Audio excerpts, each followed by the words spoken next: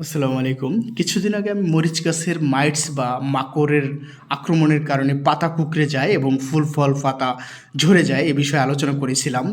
মরিচ, টমেটো বা বেগুন গাছের মাইটসের হাত থেকে রক্ষা করতে হলে অ্যাবামেকটিন গ্রুপের যে কোনো পেস্টিসাইড ইউজ করতে হবে।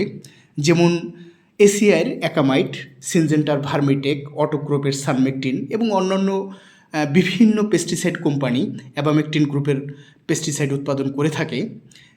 পেস্টিসাইড স্প্রে করার আগে অবশ্যই হাতে গ্লাভস এবং সানগ্লাস পরে নেবেন এবং 2 ml পরিমাণ ওষুধ আপনি 1 লিটার পানিতে ভালোভাবে মিক্সার করে পাতার উপরে এবং নিচে খুব ভালোভাবে স্প্রে করে ভিজিয়ে দিবেন।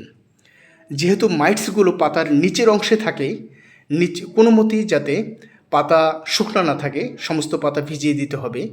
আমি ফুল গাছে স্প্রে করে দেখিয়েছি। মরিচ, টমেটো, বেগুন গাছেও আপনারা এভাবে স্প্রে করবেন। স্প্রে করতে হবে অবশ্যই আপনাকে সকাল অথবা বিকালবেলা, প্রখর রৌদ্রের সময় স্প্রে করা যাবে না, কারণ এতে আপনার ওষুধের কার্যকারিতা নষ্ট হবে। অথবা অতিরিক্ত বাতাসের সময়ও আপনি স্প্রে করবেন না, বৃষ্টির সময়ও স্প্রে করবেন না।